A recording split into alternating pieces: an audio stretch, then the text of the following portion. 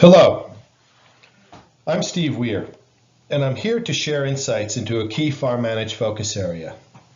And for those of you that know me, we worked together through many crises in the past when I served you in my role at Farm Credit East. And through those experiences, we shared common challenges, one of which I want to explore: cash flow management. So why, with everything that's going on today, explore cash management? Well, when crises have hit in the past, it's been my experience that crises like COVID-19 present significant risk to your farm's access to adequate levels of cash and the cash needed to run the business. And it goes something like this. The crisis event hits, your sales levels decrease because your customers can't get to you, they're cutting their spending, you simply don't have the money, or a combination of all of them. So your sales decrease. The result of that is that your cash flow decreases. You have less dollars coming in, but you still have all of your expenses to pay. Welcome to cash flow management. So let's take a look at managing your cash flow during crisis. So what is cash flow? Cash flow is managing the amount of cash that's coming into your business through cash sources and balancing them with the amount of outflows of cash as you pay the operational needs of your business during the cycle.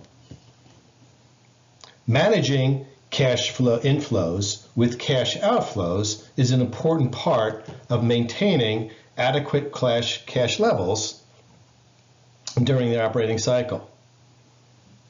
So cash flow funding mechanisms, the inflows that feed cash flow, are generated through sales and earnings. We also can use cash reserves, or what Grandma and Grandpa referred to as the rainy day fund. Cash that we had put away for when sales and earnings were inadequate to fund the operational needs of the business. It's at those times we dip into the cash reserves. Another funding mechanism is debt, either through a seasonal line of credit, other debt sources, or borrowing from our vendors, known in financial terms as accounts payable. We can also fund cash sources through utilization of what we call near cash assets, stocks and bonds, CDs, or other assets, and even further down in the balance sheet, longer term assets through either liquidation or borrowing against those assets.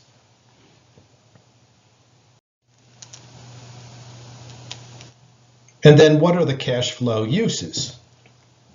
What do we use cash flow for? Well, cash flow funds the payment of our expenses, the day-to-day expenses of running our business, buying inputs, paying payroll, paying utility bills, heat bills, repairs and maintenance, etc.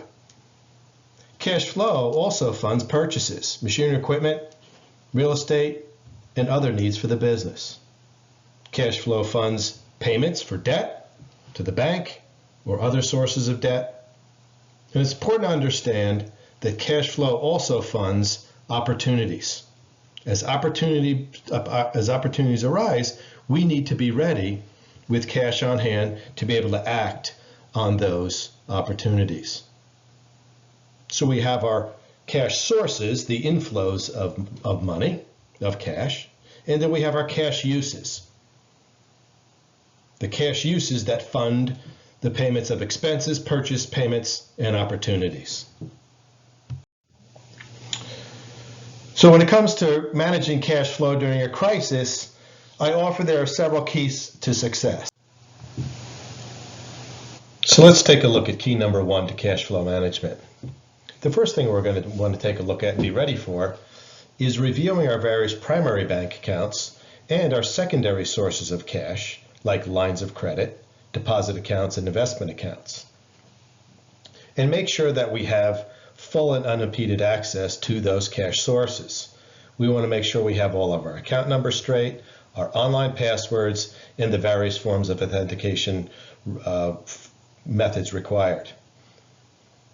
It's probably a good idea to establish in-person authentication with your institution in case online doesn't work. There may be different rules and different passwords and different secondary authentications that you're going to have to perform to be able to access your cash resources in person versus online if it doesn't work.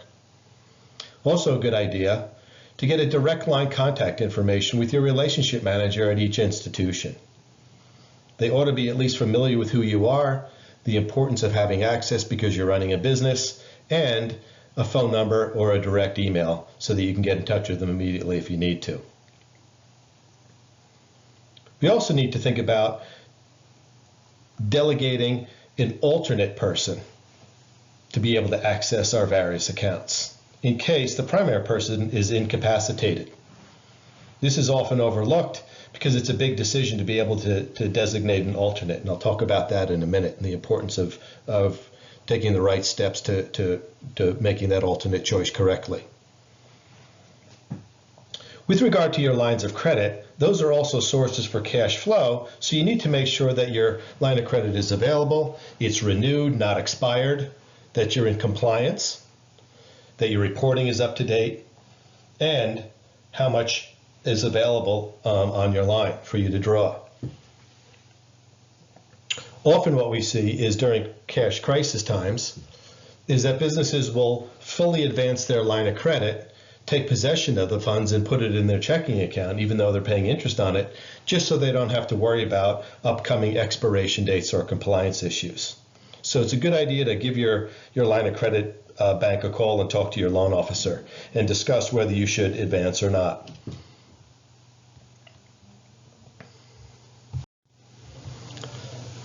Let's talk about alternate designees for accessing your lines of credit or your checking accounts or your investment accounts or deposit accounts. In the case where the primary is incapacitated, designating an alternate and having that set up is really important. Of course, that person needs to be trusted. Often it's a family member, or in some cases it's even a staff member. Whoever you designate, you need to be clear and upfront that that person is going to be audited and that all of the accounts that they have access to will be audited on a regular basis. And that sets up a good understanding between you and that alternate that you've designated. What we find in finance is that the number one cause of fraud is opportunity. When people know they're being audited on a regular basis, and in fact the auditing does occur, they're much less likely to commit fraud. So make sure you have a good delegation of authority protocol set up in your management scheme. You probably also want to be ready for hacking and security measures on your computer equipment.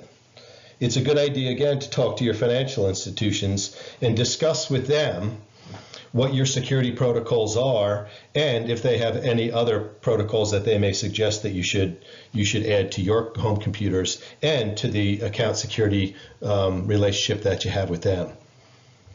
They usually have some good hints and tips, and they're willing to work with you to upgrade your security in your computer systems, especially if people are going to start working remotely like we see during COVID-19. Home computers often don't have encrypted or updated security installations on their computers, so you have to be very careful. Again, talk to your computer specialist or your financial institutions. They may be able to help you with that. It's also a good time during crises, even though you're very busy and under a lot of pressure, it's a good time to increase reporting on all of your deposit accounts, your checking accounts, your line of credit, and your investment accounts. Take a look more often than you used to do in your regular routine just to check on things, looking at transactions, balances, and activities just to make sure nothing looks out of line.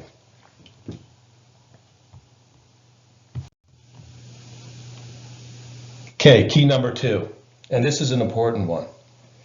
Cash flow reporting and planning. Good cash flow planning helps you as the business owner look forward to any potential cash deficits that might be coming up in your operating cycle.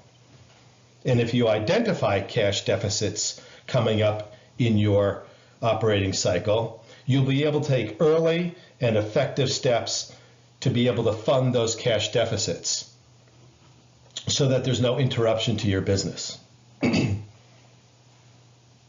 Most cash budgets are done on a monthly basis, and they're shown week 1, week 2, week 3, and week 4, ending up in a roll-up for the month.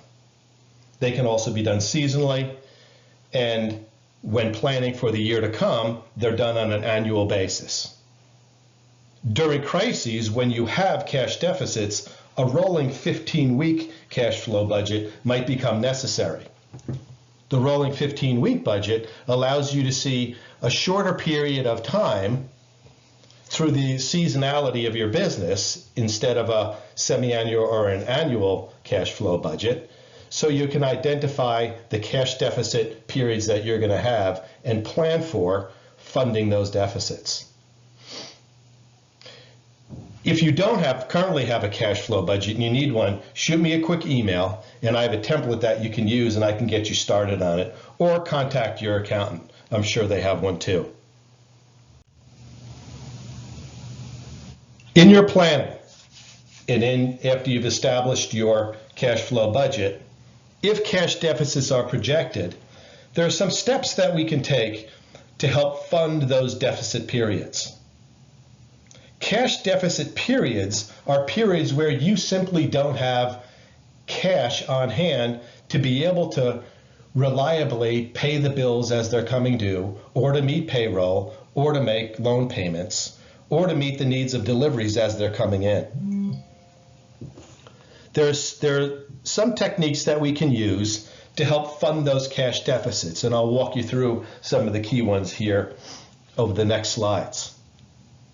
They include accelerating your accounts receivable, slowing your accounts payable, negotiating terms on accounts payable and deliveries, and changing the normal routine of your business. During crises, it's important that the management team gather together and take a look at the normal routines of the business and how the crisis is interrupting the normal routine. And as we described, crises often result in cash deficit periods.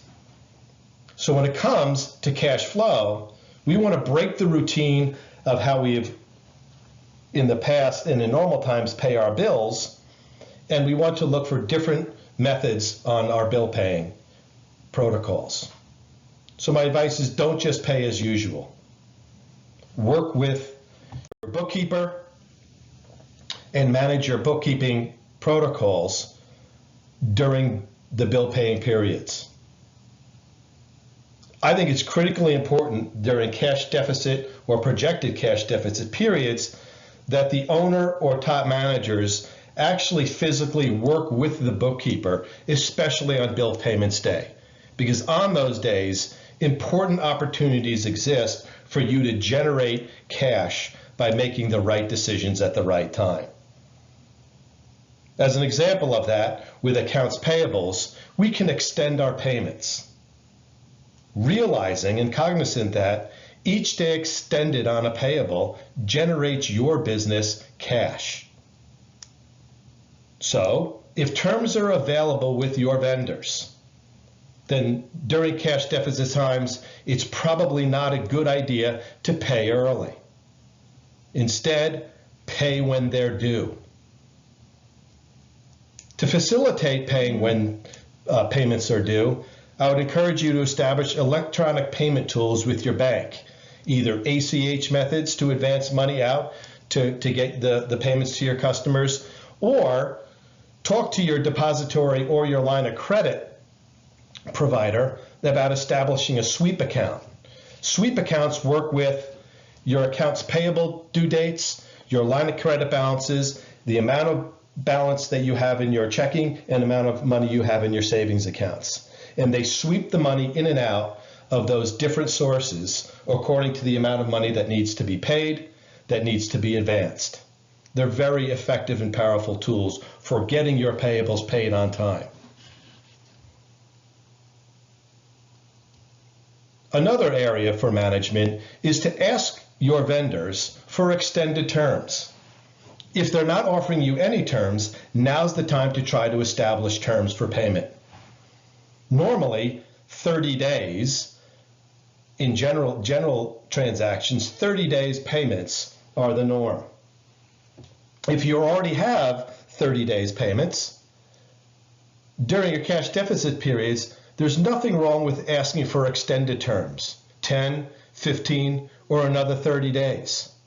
Remember, each day that we can extend our payments generates us cash. But an important point to be careful on here. Communication with your vendors is critical. Just think of you when you're getting paid. Surprises don't really wear well with us when we don't get paid on time. Well, your vendors have the same expectations and the same reaction to any surprises that you may come up with them. I think you'd be surprised how communications and conversations with some of your trade, especially for the key ones that you have, that you do heavy amounts of business with, asking for new terms or extended terms can be a good productive conversation. But don't start changing the way you pay without communicating first to your vendors. So when we're managing our cash flow during deficit periods, in crises, we have to start to prioritize the use of our cash. Cash, because we're bringing in less, becomes very precious to our business. So the concept here is slowing accounts payable payments is like getting a loan. And that loan increases your cash resources. And quite often that can be an interest-free loan and a loan that continually renews each time you make your payments. And quite commonly, most of the terms that you get from your vendors don't require any collateral. So establishing agreed upon terms with the trade generates you cash, can often be interest-free, collateral-free, and automatically renewable. It's a very convenient and a very powerful tool for you to generate cash during cash deficit periods. So here's an example. If your payments per month are, say, $30,000, and you can extend that $30,000 by 30 days, you add $30,000 cash to your business. Your cash balance will actually increase by $30,000 if you can get a 30-day increase on the amount of time you have to pay those bills. And there are many ways to extend your payments on those expenses. If you already have terms, but your normal routine is to pay early, don't. Pay when they're due. And if you can negotiate extended terms, it doesn't hurt to ask to get them to get your due dates pushed out another 15 or 10 or whatever, 30 days. So if you can extend your payments, you generate cash. Cash that can be used for other needs in the business as you go through the prioritization of where you're going to put your cash. Here's a quick chart that shows by day how much cash is generated by extending that many days. If you look at the bottom row, if your average daily payable amount, and the $1,000 is indicated there, which would be a $30,000 per month amount of expenses, divided by 30 days is $1,000 a day. 1 day's extension on those payables generates $1,000. 3 days generates $30,000. 10 days generates your business an extra $10,000. And like the example on the prior screen, if you can get the full 30 days, you generated $30,000 in cash for your business. Accelerating your receivables has the same effect. Earlier vendor payments generate cash for your business. Again, if you can negotiate earlier payments from your vendors, instead of paying you 45 days, back them up to 30 days, you're picking up 15 days worth of cash depending on the amount that they owe you. So how can we do that? Well, it's through negotiation and communications again. You can simply ask them to pay you early. If that doesn't work, you can start getting into some negotiations. You can offer price incentives for cash payments, either as a one-time offer or always available. Now, can that affect your profitability over the long run? Absolutely. You have to be careful in the price you're negotiating, but remember, if you're in a cash deficit period, managing cash and raising cash becomes your most important priority of your business. You need to be able to cover those cash deficits. And that may force you to lower your price to try to generate cash through speeding up the collection of your receivables. You should certainly know and review your accounts receivable aging report. The accounts receivable aging report is going to identify which vendors are paying you on time, which are already late with you. Certainly you're going to want to spend some time and effort calling those who are over 45 days or as much as 60 days or even longer to collect that cash that doesn't exist in your business and that you need during crisis times. We can't let our customers sit on the cash that we need. You can demand the payment, and believe me, demanding payment has limitations, or you can negotiate. Over 45 or 60, I think reminder phone calls work best. Try to speed them up and get them back on time. But for payments that are 60 or over 90 days late, the likelihood of you getting paid on those is pretty low. 90-day receivables that are out there and your customers aren't responding to your calls probably are going to require some negotiation with you. It might be better to take reduced amounts of what they have on your books that they owe you, maybe taking 75% of what they owe you if they can pay you now, or 50%, or 25%. Some amount of cash is better than none if it's clear to you that you're not going to get paid. Remember, during crisis and cash deficit times, cash is a priority.